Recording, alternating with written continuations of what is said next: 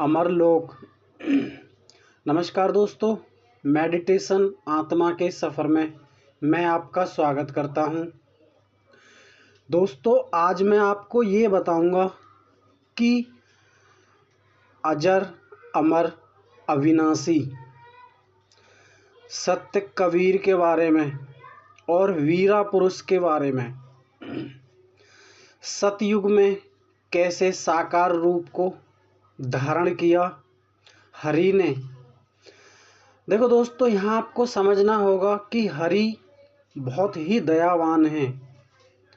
हरि ने साकार रूप में आते ही प्रभु ने अपने अंश और अपने वंश को, जो वंश सच्चा है, वंश वो कभी नहीं मिटता है, चाहे आंधी हो या तूफान हो।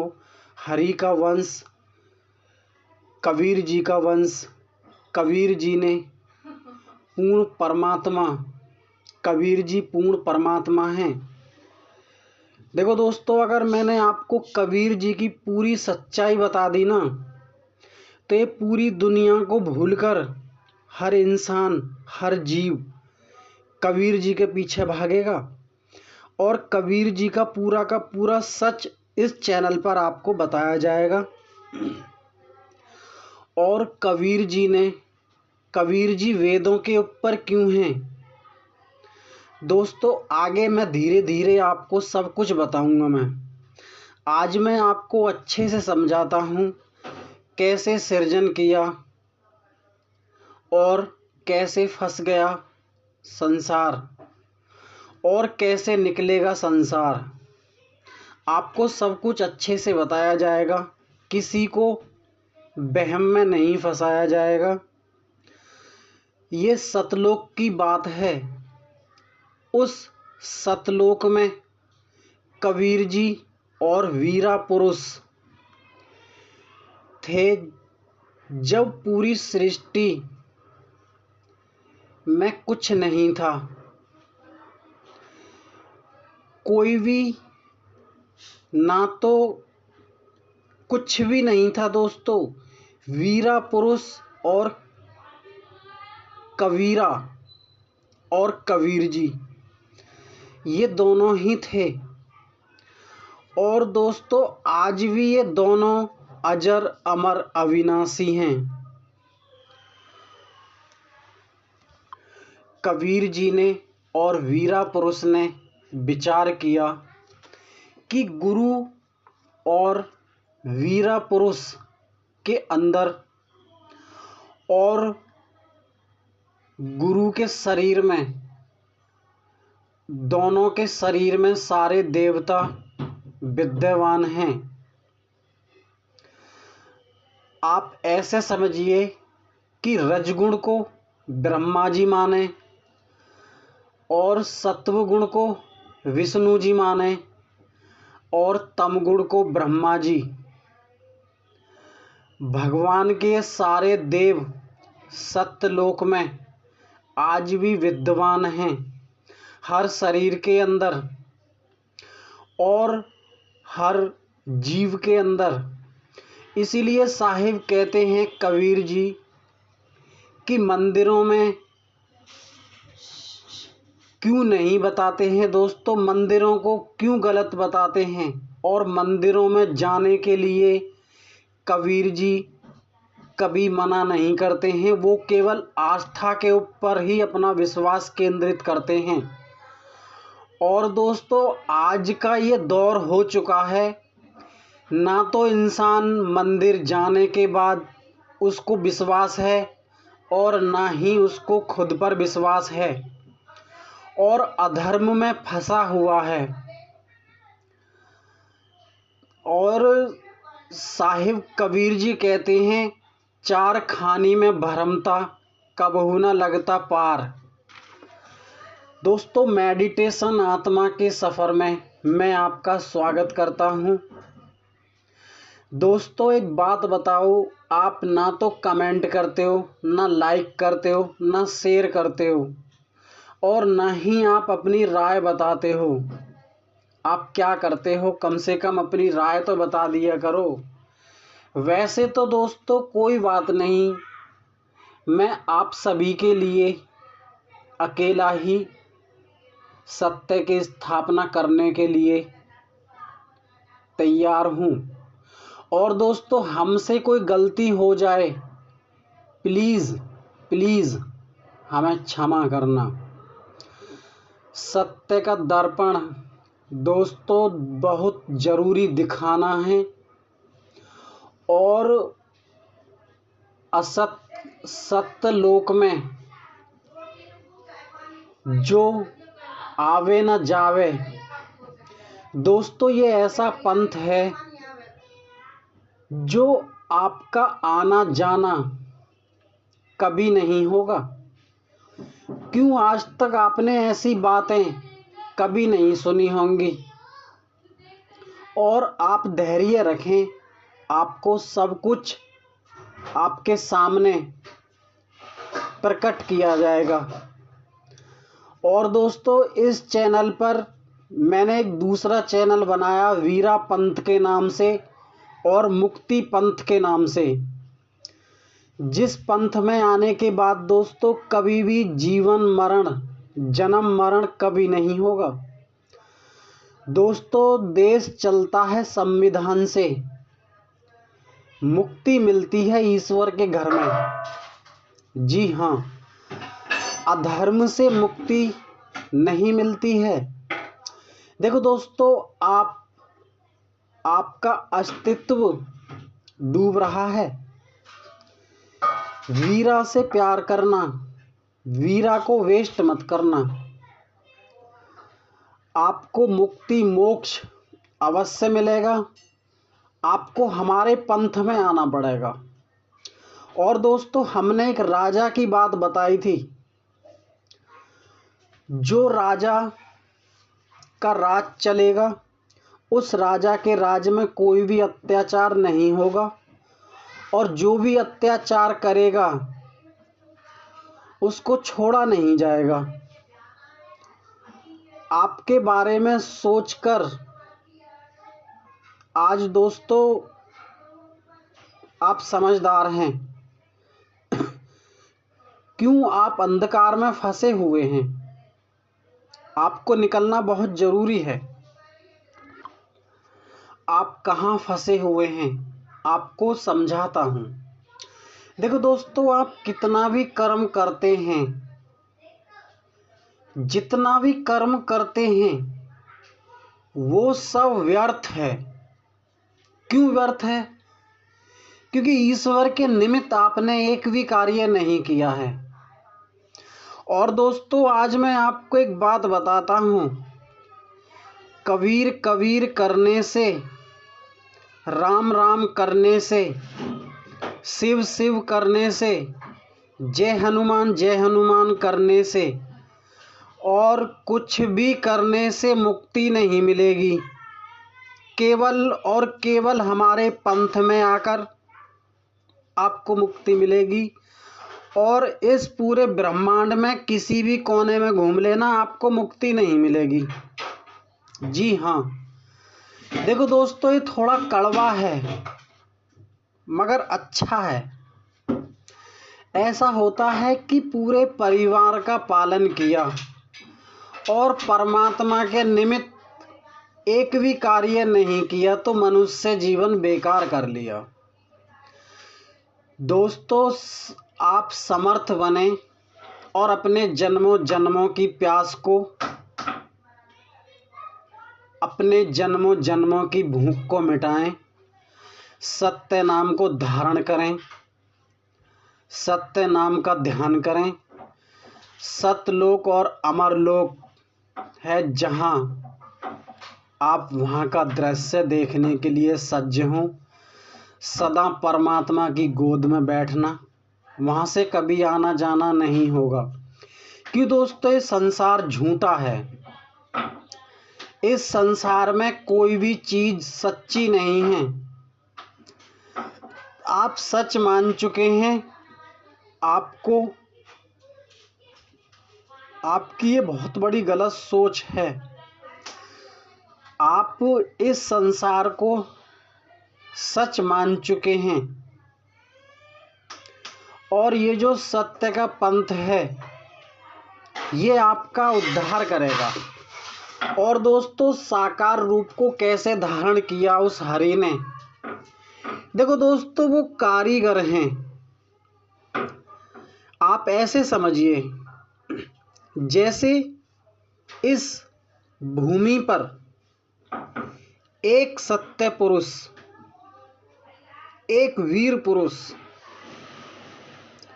आज भी है, कल भी है, परसों भी है, ये दुनिया तहस नहस हो जाएगी, वो तब भी है। क्यों है दोस्तों? वो कभी नष्ट नहीं होते हैं। क्यों नष्ट नहीं होते हैं? आपसे अपनी सेवा कराने के लिए वो कभी नष्ट नहीं होते हैं और आप उनकी सेवा नहीं कर पाते हो। जी हाँ, और उन्होंने ही उत्पत्ति की है। पहले आप ये समझिए कि कबीर जी निराकार थे। जैसे कोई गुण नहीं, कैसे खाना है और कैसे पीना है, कैसे सोना है, कैसे क्या करना है, दोस्तों उनको किसी भी बात का भान नहीं था। और ना ही वो पूजा करना जानते थे। कहने का मतलब ये है, उनको सत्य का बोध नहीं था। किसी भी बात का कबीर जी को बोध नहीं था और उनकी काया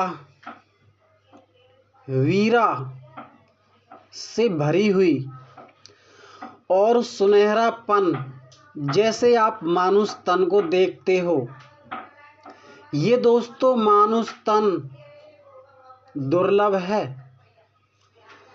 सारे देवों का वास जैसे आज हमारे और तुम्हारे शरीर के अंदर है। दोस्तों, कबीर जी ने योग साधना की। योग साधना के बाद कबीर जी को बोध हुआ और उन्होंने इस सृष्टि की रचना की,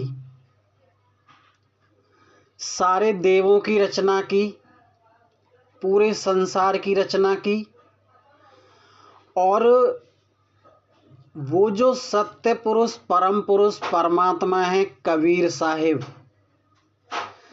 ब्रह्मा जी कबीर जी का भेद नहीं जान पाए और उसी में ही दोस्तों ये संसार उलझ गया। और इस संसार से हर व्यक्ति निकलना भी नहीं चाहता, मगर मुझे लगता है आप निकल जाओगे। आप समझदार हैं। देखो दोस्तों, कहाँ फंसा हुआ है संसार, मैं आपको इस बात में थोड़ा सा प्रकाश डालता हूं मैं। अब मेरी बात सुने आप। धर्म की बात करते हैं सत्ता के लिए। मेरी बात सुने आप, ये कोई धर्म नहीं है, ये तो अधर्म है। और इसको धर्म कहते हैं, ये बड़ा अनोखा धर्म है। हमने दोस्तों विचार किया था उस सत्य पुरुष, परम पुरुष, परमात्मा से। हमने उनसे बोला था कि इस संसार में हमें मत भेजना। फिर भी हमारी उन्होंने एक बात नहीं मानी। फिर भी आपको आपके बीच में लाकर खड़ा कर दिया। मगर फिर भी आपने मेरी बातों को नहीं सुना दोस्तों। परमात्मा ने कैसा धर्म है, धर्म की परिभाषा भी पता नहीं है दोस्तों। जीवों को नरक में डाला जा रहा है और नरक में डालने का इंतजाम करा जा रहा है और ये बोलते हैं कि हम धर्म करते हैं। क्या ऐसा होता है धर्म? कोई अपनी जेब के लिए, कोई अपनी तिजोरी के लिए, क्या यही धर्म है? धर्म की परिभाषा पता नहीं है, बात करते हैं धर्म की। हमारा धर्म बताएंगे कैसे धर्म बचेगा और क्या होता है धर्म। देखो दोस्तों, धर्म किस प्रकार बचेगा। देखो, रात दिन बहन बेटियों की इज्जत लुटती है, कोई लूटता है कोई लुटाता है। ये कोई धर्म नहीं है दोस्तों। दिन रात नशे में अपना जीवन बेकार कर रहे हैं और कहते हैं हम धर्म कर रहे हैं। ये कोई धर्म नहीं है। रात दिन जीवों की हानि होती है और कहते हैं हम धर्म कर रहे हैं। ये कोई धर्म नहीं है। रात दिन ड्रग्स स्मोकिंग होता है और कहते हैं हम धर्म कर रहे हैं। ये कौन सा धर्म है गुरु?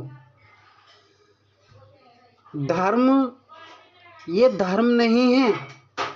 साकार रूप को धारण क्यों किया, इनको 1% भी पता नहीं है।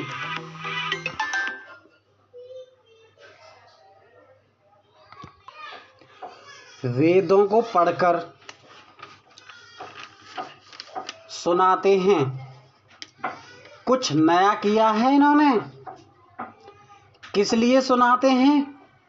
सत्ता के नाम पर। वेदों को बांचकर सुनाते हो अपनी वोट बढ़ाने के लिए।